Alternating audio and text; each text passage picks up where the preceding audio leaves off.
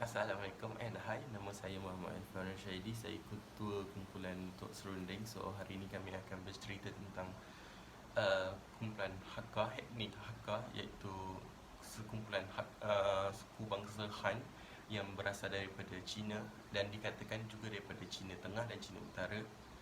Dan juga mereka dikatakan mereka tinggal di wilayah Guangdong, Fujian dengan Jiangsu. Namun saban hari mereka berpindah randah, tinggal secara berpindah. Ada yang daripada mereka berpindah ke Hong Kong, ada yang berpindah ke Thailand, Singapura, Indonesia. Malah di Malaysia pun mereka juga ada sedikit sebilangan kumpulan Hakka, dan mereka juga telah menubuhkan persatuan Hakka di Muar Johor. So kalau kita bercerita tentang perayaan, of course bila disebut berkaitan dengan kaum Cina, mestinya mereka menyambut Tahun Baru Cina. Jadi sebagai simbol kepada datangnya Tahun Baru Cina, so mereka menghasilkan sebuah tanglong yang tujuannya untuk mengalu-alukan tetamu, bukan sahaja untuk hari perayaan seperti Tahun Baru Cina, namun dia banyak memberi simbol kepada orang Cina, iaitu contohnya dengan warna merah seperti ini, mereka menggunakan sebagai simbol kemeriahan. So jadi seperti contoh, kalau seorang bayi telah dilahirkan, so jadi mereka akan letakkan tanglong di rumah mereka sebagai tanda mereka menyambut kedatangan bayi yang baru dilahirkan itu. Dan juga jikalau mereka bentuknya ada yang daripada buluh, dan masa sekarang ada juga pakai kain dan sutera seperti contoh di atas sini. Okey. Dan ni adalah apa yang saya telah lakukan. Saya membuat replika tanglong menggunakan kertas dan juga kertas merah yang melambangkan datang macam kemeriahan ke dalam kaum Cina. Salam sejahtera dan salam satu Malaysia. Nama saya Siti Nur Aisyah binti Farid. Saya akan menerangkan bahagian seni pertahanan diri dan alat pertahanan diri dalam kalangan etnik Hakka. Apa yang kita tahu, etnik Hakka adalah sebahagian daripada masyarakat Cina. Seni pertahanan diri dalam masyarakat Cina dalam etnik Hakka adalah Kung Fu. Kung bermaksud kerja ataupun pencapaian, Fu bermaksud kehebatan. Sebelum abad ke-20, Kung Fu ini adalah sebuah istilah yang tidak kaitan sama sekali dengan seni pertahanan diri. Tetapi selepas abad ke-20 tahun, istilah tersebut telah dikaitkan dengan seni pertahanan diri oleh masyarakat Cina, iaitu Wushu. Wushu bermaksud, Wung bermaksud tentera, Shu bermaksud seni. Istilah Wushu adalah istilah yang lebih khusus bagi aktiviti seni pertahanan diri am. Dunia Kung Fu sangat luas, terdapat banyak teknik yang digunakan ataupun dipraktikkan oleh masyarakat Hakka. Antaranya adalah Kuang Go, Tai Chi dan Zheng Gu Do. Okay. Seterusnya, alat pertahanan diri yang digunakan ataupun yang selalu digunakan oleh masyarakat Hakka adalah pedang. Ini adalah contoh replika yang telah buat. Ini apa yang kita boleh lihat. Ini adalah bahagian bilah pisau dia, dan ini adalah pemegang dia. Ini adalah contoh nama keluarga masyarakat Cina. Masyarakat Cina adalah untuk pedang, mereka meletakkan satu nama keluarga dan pedang tersebut akan diberikan kepada generasi seterusnya ataupun keturunan seterusnya. Sebelum mereka menggunakan pedang, mereka akan buat latihan dengan menggunakan kayu yang seperti ini. Adalah contoh replika yang saya lakukan. Kayu panjang, dan mereka membuat latihan tersebut menggunakan kayu sebelum menggunakan pedang. Sekian dari Hai, Assalamualaikum. Nama saya Natasha Anaira binti Syahrum. Saya akan menerangkan tentang kraft tangan kaum Hakka. Okey, di tangan saya ini ialah kipas. Ramai yang tahu bahawa kipas ini digunakan sebagai aksesori untuk orang Cina melakukan persembahan, iaitu tarian kipas. Okey, selain daripada itu, kipas ini juga pernah digunakan oleh bangsawan Hakka suatu ketika dahulu. Cumanya sewaktu kini saya tidak beberapa pasti sama ada bangsawan mereka masih lagi menggunakan kipas ini ataupun tidak. Mengikut sejarah kipas ini juga, kipas ini mereka menggunakan kain nila untuk menghasilkan kipas ini, dan mereka menjadikan kipas yang mereka hasilkan itu sebagai satu kraft tangan. Makanya bila orang melihat kipas ini, orang akan tahu, oh, kipas ini adalah daripada kaum Hakka, dan mereka masih lagi mengekalkan tradisi kipas ini. Jadi sebab itu mereka menggunakan kipas ini sebagai aksesori untuk mereka punya tarian, iaitu tarian kipas. Dan kipas ini juga mereka jadikan sebagai hiasan di rumah. Dan itu sahaja untuk kraft tangan kaum Hakka daripada saya. Terima kasih. Assalamualaikum dan salam sejahtera. Saya Nurziatia Anisha binti Nur Hazari dan saya membuat bahagian simbol atau logo untuk orang Hakka. Di sini saya mempunyai 2 replika. Yang pertama adalah tandu. Tandu ni kebiasaannya digunakan dalam majlis perkahwinan yang digunakan oleh pengantin perempuan dan akan diangkat oleh 4 orang lelaki ataupun lebih. Tandu ni bertujuan agar pengantin perempuan itu lebih dihormati, kelihatan lebih gah dan lebih tradisional. Dan kedua adalah bakul. Sebenarnya ini adalah bakul rotan dan akan diletakkan satu kerusi di atasnya, dan ini digunakan ketika pengantin perempuan ingin memasuki rumah pengantin lelaki, dan pengantin perempuan itu akan duduk di atas kerusi yang diletakkan di atas bakul ini, dan untuk dia menenangkan diri dia. Tujuannya adalah orang Hakka ni percaya perempuan ni akan membesarkan dan melahirkan keluarga yang baik. Dan itu sahaja daripada saya. Sekian, terima kasih. Assalamualaikum. Nama saya Elisaila Ahmad Stayudin. Saya dari kumpulan 1, iaitu kumpulan 7D. Saya akan mempersembahkan dan menyampaikan sedikit huraian mengenai pakaian tradisi kaum Hakka. Pakaian Hakka adalah sangat konservatif, mudah dan praktikal. Pakaian Hakka setiap hari dipanggil Shanku, yang terdiri daripada pakaian atas yang dipanggil Shan dan seluar yang dipanggil Ku. Shan adalah baju tanpa poket yang dilengkapi dengan lengan yang lebar dipasangkan di dekat tulang selengkangkan. Shanku dipakai oleh lelaki dan wanita di setiap peringkat umur. Jadi, saya akan tunjukkan contoh baju Shanku yang telah saya buat. Ini dia baju Shanku, Shan dan Ku. Cantik bukan? Jadi, itu saja dari saya. Sekian, terima kasih. Hai, Assalamualaikum. Nama saya Nur Syamimi. Saya akan menerangkan tentang makanan tradisional Hakka. Apa yang saya dapati setelah melakukan beberapa kajian di laman sesawang, Hakka tidak mempunyai makanan tertentu mereka sendiri. Apa yang saya tahu, makanan mereka sama sahaja seperti yang lain. Cumanya saya mengambil keputusan untuk menggunakan dimsum sebagai makanan tradisional Hakka kerana mereka juga memakan ini pada hari perayaan ataupun hari-hari yang tertentu. Siumai, dimsum ini juga dikenali sebagai siumai. Kalau kita boleh lihat, siumai ini dia lebih kurang seperti dimsum, tapi dia mempunyai saiz dan inti yang berbeza. Boleh dikatakan siumai itu adalah dimsum itu adalah siumai, sama je. Tapi untuk erti kata lain, mereka memanggilnya juga sebagai siumai. Jadi Hakka akan, kaum-kaum Hakka akan memakan ini pada hari-hari yang tertentu lah.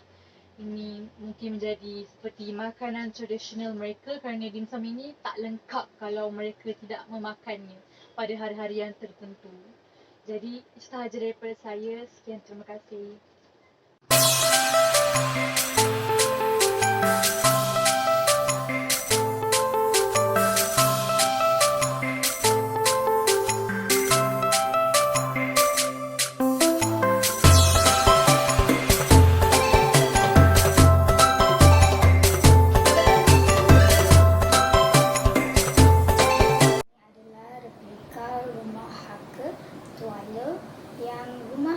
tuala terdapat 2 buah sumur iaitu warna hitam dan putih, simbol yin dan yang.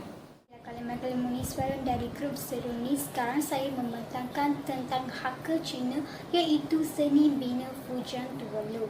Fujian Tuala yang dibuat daripada kayu atau bambu.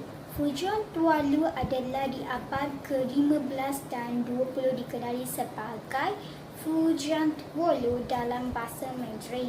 Sebuah bangunan yang umumnya berukuran besar dan beberapa lantai tinggi melingkar seperti kuih donat yang halaman terbuka di bahagian tengahnya.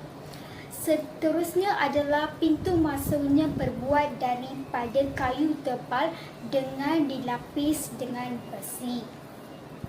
Fujian Tuala terdiri daripada 3 lantai. Lantai pertama sebagai adalah dapur dan sementara pada tingkat 2 adalah dimanfaatkan sebagai biasanya ini menampung hingga 800 orang atau 80 keluarga sahaja. Hanya ada satu pintu sahaja untuk keluar dan masuk. Bentuk yang bulat dari 2 buah sumur sahaja. Oleh itu di dalam bahagia terdapat 2 buah sumur. Ibrahnya menggambarkan warna hitam dan putih dalam simbol yin dan yang. Putih menggambarkan siang, suhu lebih daripada 1 darjah dibandingkan hitam menggambarkan malam yang dingin. Ini adalah fakta untuk Fujian Tuala. Sekian, terima kasih. Hai, nama saya Syarina Muhammad Johar dan hari ini saya ingin berkongsi tentang agama etnik Hakka. Okey, Hakka ni dia tidak mempunyai agama yang tersendiri, tetapi seperti mana yang kita tahu, etnik Hakka adalah orang Cina. Jadi kebanyakan daripada orang Hakka ni menganut agama Buddha, Daosma dan juga Konfusianisme. Okey. Buddha adalah agama keempat terbesar di dunia dan lebih daripada 520 juta penganut Buddha. Okey. Kepercayaan Buddha pula dia merangkumi pelbagai tradisi, kepercayaan dan juga amalan rohani. Tetapi ada sebahagian besar daripada etnik Hakka, mereka mempercayai atau menganut agama secara tradisional. Okey, iaitu mereka mempercayai bahawa roh nenek moyang boleh mempengaruhi kehidupan orang hidup dan memerlukan penjagaan, persembahan dan juga ibadah khusus. Jadi mereka mendirikan rumah, ada menyediakan kubur dan juga dewan leluhur. Dalam banyak-banyak komuniti, kepercayaan dan amalan orang Hakka ni sangat mirip dengan orang-orang Yue. Okay. Sebagai contoh, semasa abad ke-19,